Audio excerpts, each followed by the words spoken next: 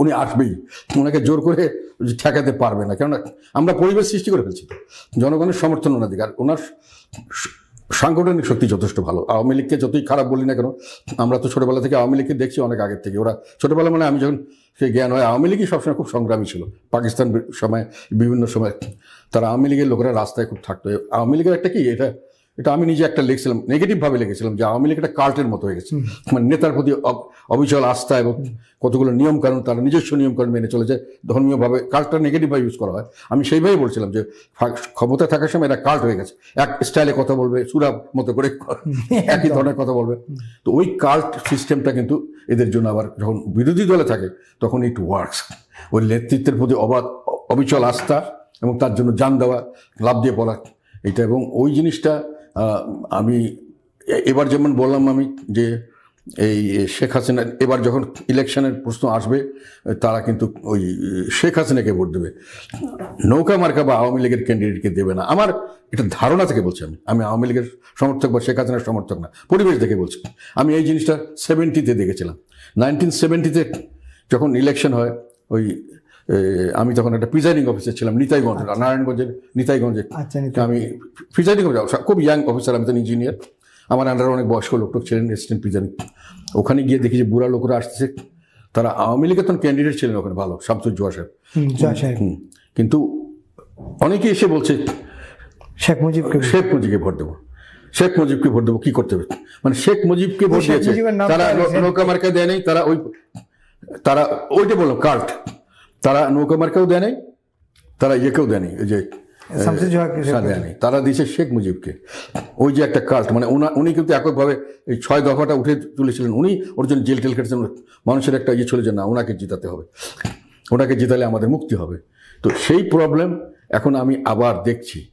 শেখ হাসিনাকে ভোট দেবে তারা আওয়ামী লীগকে ভোট দেবে না, ক্যান্ডিডেটকেও ভোট দেবে না। এইটা যত তাড়াতাড়ি এই জিনিসগুলোকে মীমাংসা করা যায় ততই ভালো। আমি যেটা বলছি এটা আমার ধারণা থেকে বলছি, এটা ভুল হতে পারে, ওটাকে কেউ মানতেও পারেন, নাও মানতে পারেন। আমার দীর্ঘদিনের রাজনৈতিক অভিজ্ঞতা, তার আগে আমি চাকরি করতাম, বড় বড় জায়গায় ছিলাম। আমি টেবিলের এপাশ থেকেও দেখেছি, দেশকে ওপাশ থেকেও দেখেছি। আমি ব্যুরোক্রেটও ছিলাম, আবার আমি রাজনীতিবিদও ছিলাম। তো আমি সব দিকে দেখার অভিজ্ঞতা, এবং রাজনীতিতে শুধু না, পার্লামেন্টে আমার মনে হয়, আমার ব্যক্তিগত ধারণা, আমার চেয়ে অভিজ্ঞ পার্লামেন্টারিয়ান এখন বাংলাদেশে আর সেকেন্ড কেউ আছে কিনা আমার সন্দেহ করি। আমি প্রায় সব পার্লামেন্টে ছিলাম, 2014-তে আমি ছিলাম না, এবং সব জায়গায় আমি পার্টিসিপেট করছি। আমি কিন্তু খালি পার্লামেন্টে এসে বয়কট করে চলে যাইনি, বসে থাকিনি। আমি প্রত্যেক সময় পার্টিসিপেট করছি, সবসময় ছিলাম পার্লামেন্টে। এরা যে অনেক সময় সংবিধানের অনেক কথা বলেছেন, যারা সংবিধান সংশোধন করেছেন, আমি তাদেরকে বলতে চাই উইথ ডিউ রেসপেক্ট, সংবিধানটা কীভাবে ব্যবহৃত হয় দেশ চালাতে, কীভাবে পার্লামেন্টে ব্যবহৃত হয়, এগুলো সম্পর্কে ওনাদের কোনো ধারণা ছিল না। আমাকে বলেননি, তাও আমি একটা সংবিধান সংস্কার প্রস্তাব দিয়েছিলাম, পেপারও ছাপিয়েছি, এটা আমার কাছে আছে। ওনারা এটা রিসিভ পর্যন্ত করেননি, ওনারা একটা অফিসের কর্মচারীকে দিয়ে ওটা রিসিভ করে নিয়ে গেছেন। ওনারা এটা এক লাইন পড়েও দেখেননি। তো ওনারা ঐক্যমত সরকার করেছেন, একেবারে বিশাল কিছু করে ফেলবেন। ওনারা সকলের সঙ্গে আলাপ করেছেন, এবং ওনাদের সংবাদ ওনার বিভিন্ন দেখলাম আমি মিডিয়াতে প্রচার করছেন, সাক্ষাৎকার দিচ্ছেন, যেটা না হলে দেশ ধ্বংস হয়ে যাবে। আইন করা এক জিনিস, নিয়ম করা এক জিনিস, আর বাস্তবায়িত হয়ে সেটা সুফল পাওয়া আর এক জিনিস। কোনো সংবিধান কোনো দেশের কোনোদিন খারাপ কিছু লেখা থাকে না।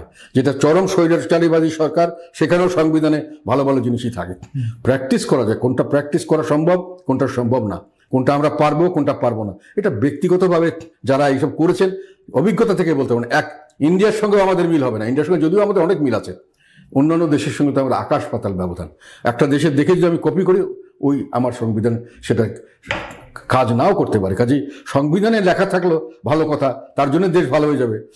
আমরা সংবিধানে সংশোধন করে দিয়েছি, এই জন্যই দেশ খুব ভালো চলবে, ডেমোক্রেটিক ওয়ে চলবে। No, it is not possible.